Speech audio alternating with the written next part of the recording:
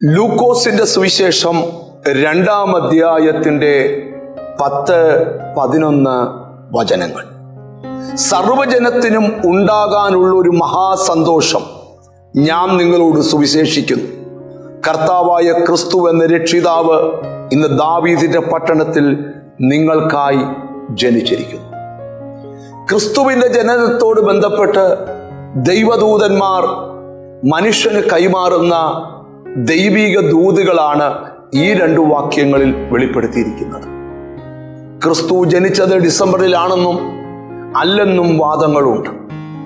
പക്ഷെ ഒരു സന്തോഷം, ക്രിസ്തു എന്നായാലും ജനിച്ചുവല്ലോ.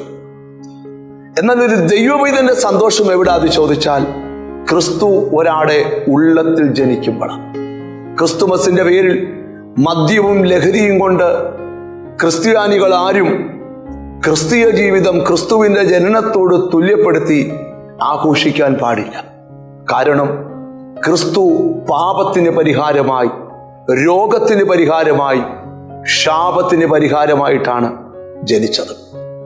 ക്രിസ്തു ജനിച്ചു എന്ന് പറയുമ്പോൾ ക്രിസ്തുവിന്റെ ജനനത്തിന് വർഷങ്ങൾക്ക് മുമ്പ് പ്രവാചകനായ യെശയ്യാവ് പ്രവചിക്കുന്ന ഒരു പ്രവചനം യെശയ്യാ പ്രവചനം 9-ാം അധ്യായത്തിന്റെ 6 മുതലുള്ള വാക്യങ്ങളിലുണ്ട്.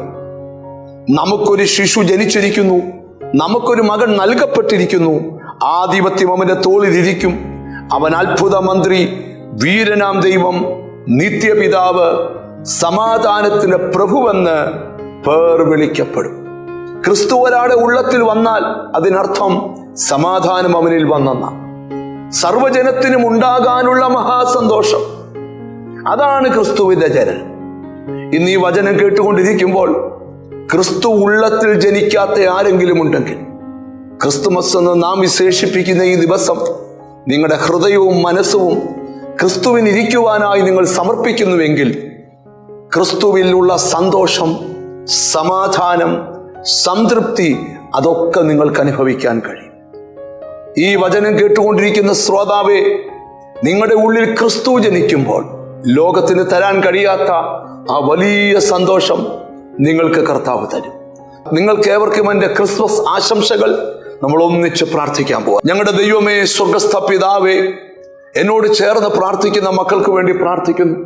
ഓരോരുത്തരുടെയും ഉള്ളിൽ ക്രിസ്തു ജനിക്കട്ടെ, ഓരോരുത്തരുടെ ഉള്ളിൽ ക്രിസ്തുവിലുള്ള സന്തോഷം നിറഞ്ഞു നിൽക്കട്ടെ എന്ന് ഞങ്ങൾ പ്രാർത്ഥിക്കുക. ഈ ക്രിസ്മസ് ഡേ നിന്റെ നാമം ചൊല്ലി പിതാവിൻ്റെയും പുത്രൻ്റെയും പരിശുദ്ധാത്മാവിൻ്റെ നാമത്തിൽ അവരെ അനുഗ്രഹിച്ച് പ്രാർത്ഥിക്കുന്നു. അവർ അനുഗ്രഹിക്കപ്പെടട്ടെ, യേശു ക്രിസ്തുവിൻ നാമത്തിൽ തന്നെ. ആമേൻ. ക്രിസ്തുവിലുള്ള സന്തോഷവും സമാധാനവും പ്രാപിച്ച് മുന്നോട്ട് പോകാം. God bless you.